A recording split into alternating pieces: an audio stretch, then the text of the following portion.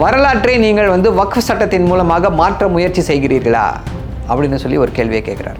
இப்போ வந்து அது வக்ஃபா இல்லையான்றதை வந்து கலெக்டர் முடிவு பண்ணுவார் அப்படின்னா அதை எப்படி ஏற்றுக்கொள்ள முடியும்? இது சரியானதா? இஸ்லாம் மதத்தை சாராதவர்களை எப்படி சேர்க்க முடியும் அப்படின்ற அந்த கேள்வியை வந்து வைத்தார். இதில் தான் அந்த விவாதம் ரொம்ப சூடானது. உடனே துஷார் மேத்தா என்ன சொல்கிறாரு,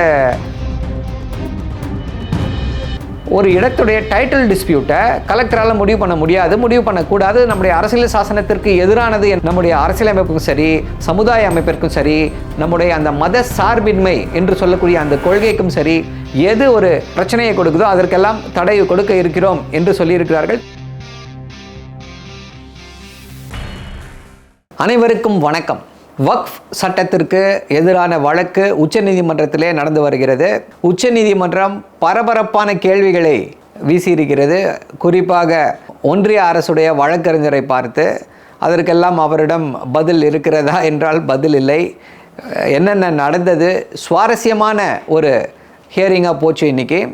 குறிப்பாக உச்சநீதிமன்றத்துடைய தலைமை நீதியரசர் திரு சஞ்சீவ் கண்ணா அவர்கள் கேட்ட அந்த கேள்விகளுக்கு வந்து ஒன்றிய அரசுடைய வழக்கறிஞரிடம் எந்த விதமான பதிலும் இல்லை.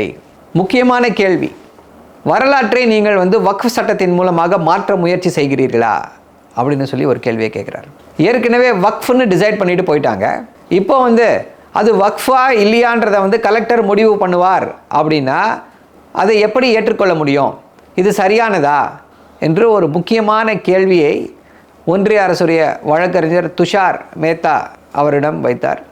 அதற்கு அவங்கக்கிட்ட வந்து எந்த பதிலும் இல்லை இதற்கெல்லாம் வந்து டாக்குமெண்ட்ஸ் இருக்கணும், சேல் டீட்ஸ் இருக்கணும் அப்படின்னு அதற்கும் ஒரு பதிலை வைத்திருந்தார் நீதியரசர். 13ஆம் நூற்றாண்டில் பல மாஸ்குகள் கட்டினாங்க, பல ப்ராப்பர்ட்டிஸ் டெவலப் பண்ணாங்க, பல கோட்டைகள் இருந்துச்சு. அது எல்லாமே இப்போ வந்து வக்ஃப் நிலமாக இருக்கிறது.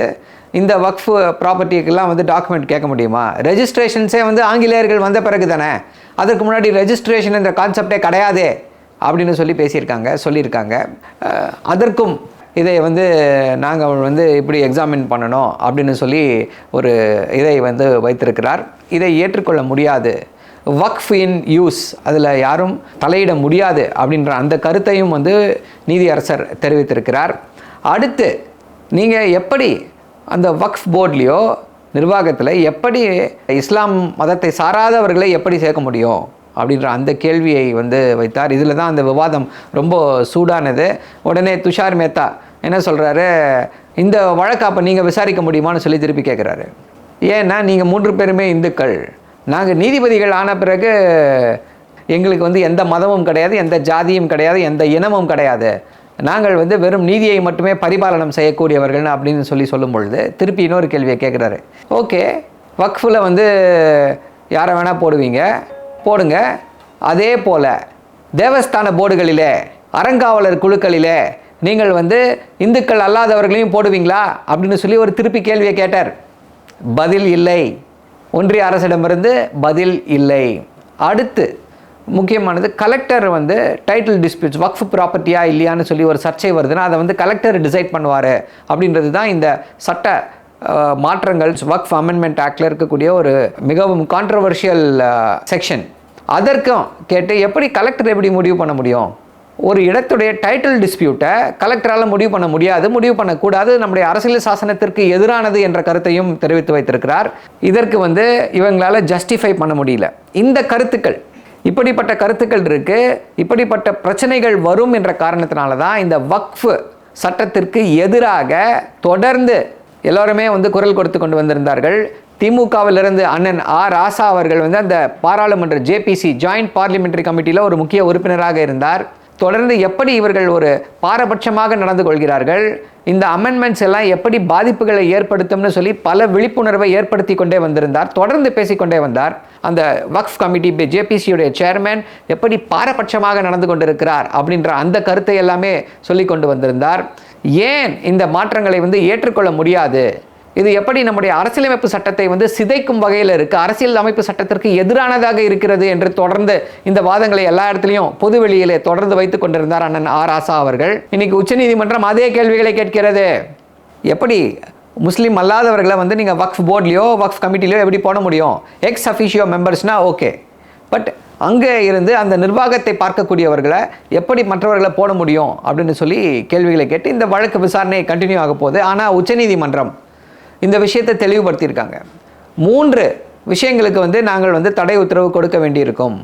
முதலாவதாக இந்த வக்ஃப் இன் யூஸ் அதை டிஸ்டர்ப் பண்ண முடியாது. முதல்ல கேட்டார், வரலாற்றை மாற்ற முடியுமான்னு சொல்லி கேட்டார் அல்லவா. வக்ஃப் இன் யூஸை நீங்கள் இனிமேல் டிஸ்டர்ப் பண்ணக்கூடாது. நீதிமன்றங்கள் இவையெல்லாம் வக்ஃப்னு சொல்லிடுச்சு அப்படின்னா அதை நீங்கள் டிஸ்டர்ப் பண்ணக்கூடாது. இதற்கு நாங்கள் தடை உத்தரவு கொடுக்க போகிறோம். அதே போல் அடுத்ததாக இஸ்லாமியர்கள் அல்லாதவர்களை வக்ஃப் சட்டத்தில் போட்டு வச்சுருக்கீங்க, வக்ஃப் கமிட்டியில் வக்ஃப் போர்டில் போட்டிருக்கீங்கன்னா அதையும் ஏற்றுக்கொள்ள முடியாது, அதற்கும் தடை கொடுப்போம் என்று சொல்லியிருக்கிறார்கள்.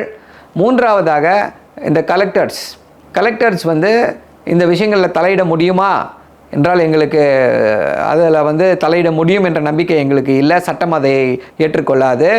கலெக்டர்ஸ் என்கொயரியை ஸ்டார்ட் பண்ணிட்டாங்க அப்படின்னா லெட் தம் கண்டினியூ தி என்கொயரி, ஆனால் எந்த டிசிஷனுக்கும் வரக்கூடாது அப்படின்ற அந்த ஒரு உத்தரவையும் பிறப்பிக்க இருக்கிறார்கள். உச்சநீதிமன்றம் சரியான முறையில் சிறப்பான முறையில் இந்த வழக்கை கையாண்டு கொண்டு வருகிறது. முக்கியமாக இந்த வக்ஃப் அமெண்ட்மெண்ட் ஆக்டில் இதுதான் controversial topics, controversial sections. So இதற்கெல்லாமே ஒரு டெம்பரரி சொல்யூஷன் கிடைக்கும் என்ற அந்த நம்பிக்கை இருக்கிறது. உச்சநீதிமன்ற இறுதி தீர்ப்பு எப்படி வரப்போகிறது என்பதை பார்ப்போம். ஏன்னா இது இடைக்கால தீர்ப்பு. உச்சநீதிமன்ற நீதியரசர் திரு சஞ்சீவ் கண்ணா அவர்கள் இன்னும் ஒரு 15 நாட்களில் ரிட்டையர் ஆக போகிறாங்க. அடுத்து BR கவாய் உச்சநீதிமன்ற தலைமை நீதிபதியாக அவரை பரிந்துரை செய்திருக்கிறார்கள். பிரசிடென்ட் ஏற்றுக்கொள்வார். அவர் மே 15 பதவியேற்க இருக்கிறார். ஸோ இவர் போகிறதுக்குள்ளே இந்த ஒட்டுமொத்த வழக்கையுமே விசாரிக்க முடியாது. அதனால் எது பிரச்சனை, எது ஒரு மிகப்பெரிய தாக்கத்தை ஏற்படுத்துகிறது நம்முடைய அரசியலமைப்புக்கும் சரி, சமுதாய அமைப்பிற்கும் சரி, நம்முடைய அந்த மத சார்பின்மை என்று சொல்லக்கூடிய அந்த கொள்கைக்கும் சரி, எது ஒரு பிரச்சனையை கொடுக்குதோ அதற்கெல்லாம் தடை கொடுக்க இருக்கிறோம் என்று சொல்லியிருக்கிறார்கள். தடை கொடுக்க போகிறார்கள். பொறுத்திருந்து பார்ப்போம். நன்றி, வணக்கம்.